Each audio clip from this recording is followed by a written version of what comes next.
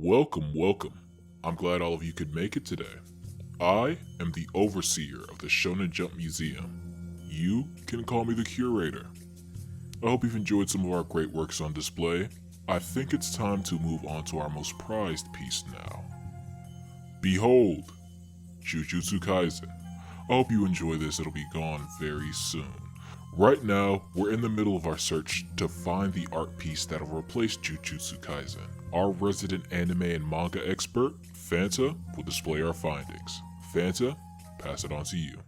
Well, thank you, curator. And more importantly, thank you all for the support of my recent video. Y'all went wild with that one. If you're watching this video and you haven't seen that one, pause this and go watch that. We'll be waiting. You good?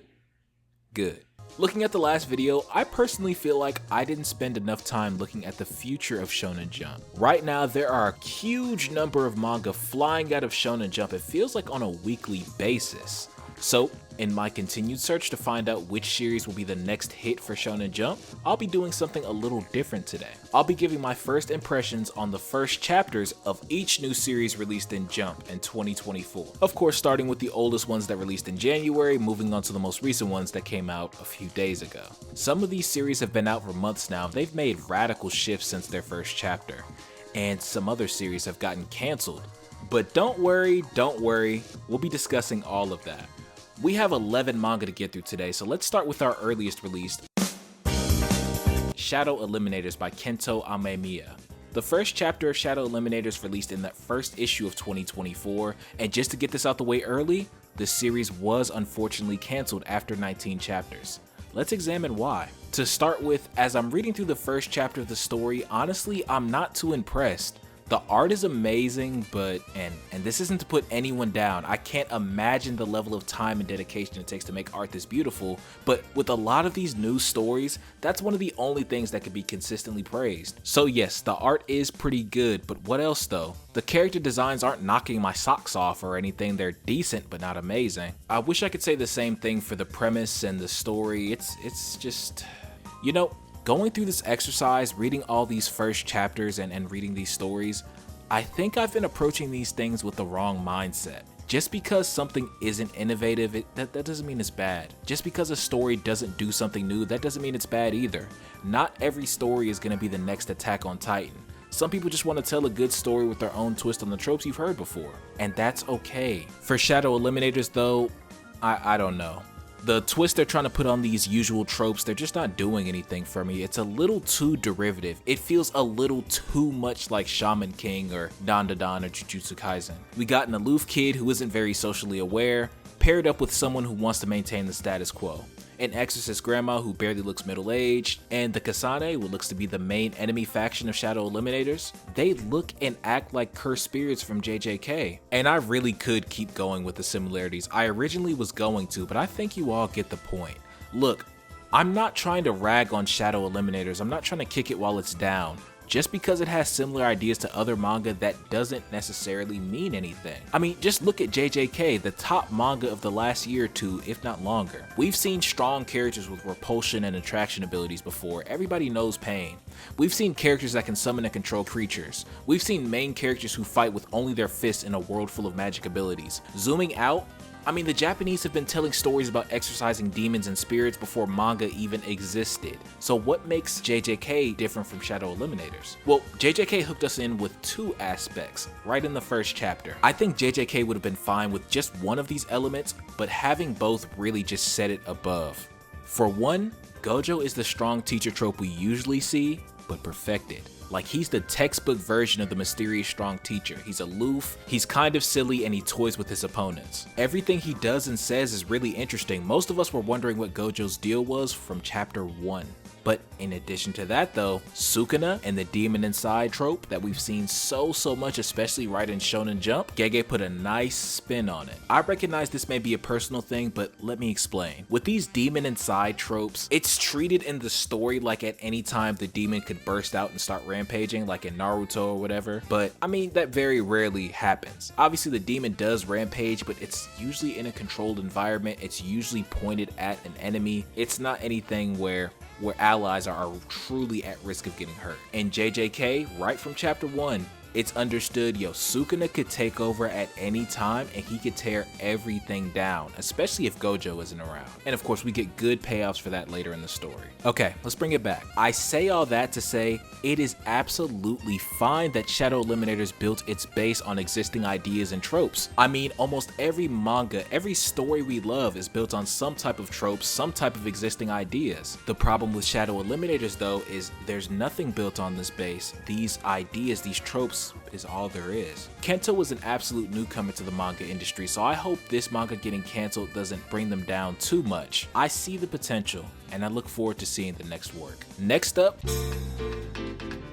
Super Policeman Chojo. While I don't think this is the next Shonen Jump hit or anything, I could see this being a staple for a long time. Chojo is a buddy cop comedy manga by Shun Numa. Shun isn't a newcomer by any means. His first one-shot came out in 2015 from what I can find, but I wouldn't be surprised at all if he has works earlier than that. For some reason, Chojo grabbed me right from the first chapter. This was the first manga that I laughed out loud to in a long time, so that definitely helped. I don't read much comedy manga, so I guess I'm more easily impressed than I would be with a shonen action manga, but this thing is funny. The character designs are really cute and the art in general is just great. I love the characters' expressions. With this sort of premise, there is really a lot of directions you could go. The last buddy cop manga I read with fantasy elements, Hard Boiled Cop and Dolphin, ended up going in more of a shonen action direction, so I'm curious to see how this one's gonna end up. It's still ongoing and I'm looking forward to reading more. Next is Dear Anemone. Man, that is so hard to say. I'm gonna let you in on a secret.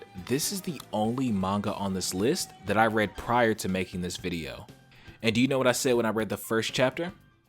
The same thing I'm saying right now. This is not as good as Wild Strawberry. But it's not just good to compare for no reason, so let's go deeper. In my opinion, this is not a shonen manga. Don't misunderstand me, shonen does not have to be fighting and power-ups and screaming special moves. Shonen can be slow and methodical. Meticulous. But this isn't shonen. This is Parasite, this is Dragonhead. I feel like it's being held back massively by trying to be shonen, by trying to fit in with these tropes. I don't want to rag on this series though, it's decent, but I feel like it'd be much better if it was just in a different magazine. After that is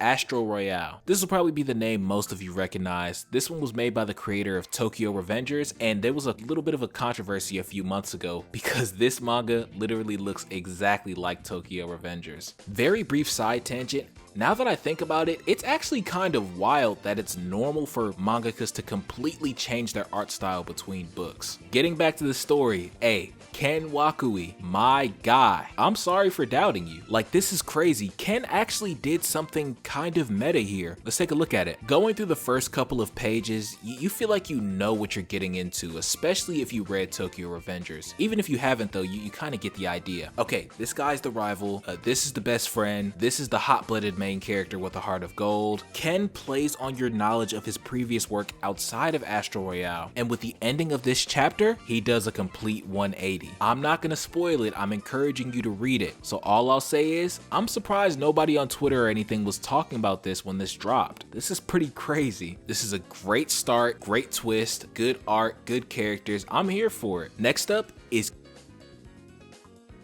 Kokuto Necromance. You know, on my last video, which you should definitely go watch if you haven't already, but on the last video, I received this comment about digital manga art. At first, I was looking at it kind of confused, like, what are you talking about? And then I came across this manga, and I think they might just be completely right. The art is not bad whatsoever. In my opinion, it looks a lot like its contemporaries, Kagurabachi especially. For some reason though, even though the art is not bad, it's not appealing to me at all. I wish I could tell you exactly what I mean or what I'm seeing, but this is just not doing it for me. You know, maybe reading the first chapters of all these manga are making me a little biased. If I read this earlier, I might have liked this story, but right now, at the point I'm at, it's just not gripping me at all. The story follows a boy named Kaoru, who can see Shiryo, or death spirits. An acquaintance of his dead father named Yoji came to assist him. Great, another Exorcist manga. Unfortunately, this series did end up getting cancelled with the release of its 18th chapter. I want to see what they can do with a different premise. Up next for us is Psy House. We always have to examine the art first and foremost, since that's the first impression. And I'm gonna be honest, out of all of the series we're gonna read today, this one probably has my favorite art style. It's like really friendly and inviting, perfect for a slice of life series. I love the round edges on everything, it's really cute. The story follows Kotone and Nemaru, two students who have psychic abilities. Kotone can teleport things and Nemaru can change size. As you can tell, I don't have too much to say about this one, it's just pretty good. As a slice of life comedy series, I don't think it'll be the next face of Shonen Jump, but depending on how they take this series, what direction they go with it, I can see this being extremely popular, at least on the level of Spy X Family. Here we go. Yokai Buster Muracami. I don't think I've mentioned this before because I haven't talked about any gag manga or anime yet, but I really don't like gag manga. I always give them a try, I give them a fair shake, but unless the gag comedy is balanced out by other elements like Mashal, it's not for me. The art in this manga is good, it's actually really good, but everything else falls completely flat. The premise already wasn't a good start. I am very tired of anything to do with Exorcist. And the jokes weren't landing either. Not my cup of tea. Ultimate Exorcist Kyoshi. To be honest with you, this one is just unfortunate. Just very bad timing on the author's part, on Shonen Jump's part, just everything. Let me start this by saying, this was a good first chapter. I would honestly put it in the top 3 of everything we've read so far. The art is really striking, it's very reminiscent of Soul Eater. But unfortunately, this is another comedy manga starring a scared exorcist as a main character. I don't think I said the plot to Yokai Buster Murakami, but that was the plot. A scared exorcist as the main character. Unfortunately for the general audience, when they read that description, they'll probably just end up skipping this one. And that's too bad. They're skipping something that's really truly quality. I don't know how long Kyoshi's gonna last. I don't think it's gonna be a top manga, but I really do feel bad for this mangaka. Next up, let's move on to hima-ten. I feel like I'm being overly negative, but this is just yet another series that I'm not big on. Honestly, this doesn't fit in Shonen Jump at all. Again, Shonen Jump is not just power-ups and fighting, it has a rich history of romance manga. There's a couple running right now. I think my favorite is probably Eyes, but hima-ten just doesn't fit. This story, it feels like it's trying to jump on the romance manga trend from a couple of years ago with Nagatoro and Uzaki-chan and 10 others, but it's a couple of years too late. I truly understand how much these mangakas break their bodies creating this art, so I'm not gonna call the author a copycat. I'll just say this story is pretty derivative. The story follows a young guy with no distinct qualities besides being reliable, and he's in charge of a celebrity transfer student. Through a series of events, he ends up being her house cleaner as well. We'll see where this one goes. Maybe it'll end up being another blue box or something. And finally is...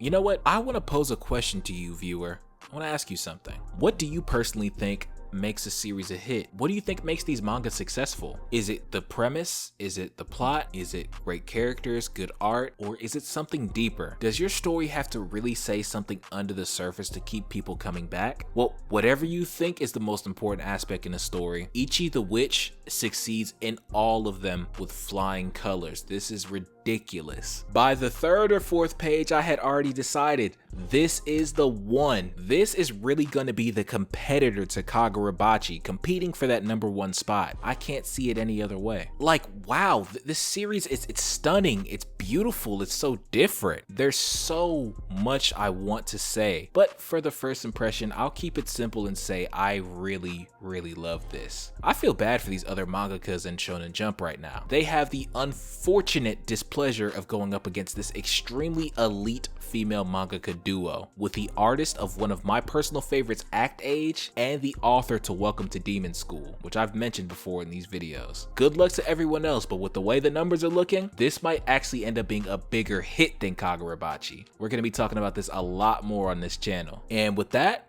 that's going to do it. Thanks for watching. Make sure to like, comment, subscribe, turn on the notifications to get notified when I upload a new video. Make sure to vote on these polls, man. Hey, well, y'all said anime review, but I did manga reviews, but still vote on the polls because I was gonna do a video game review at first. But thanks again for watching. This has been Phanta. Watch more anime.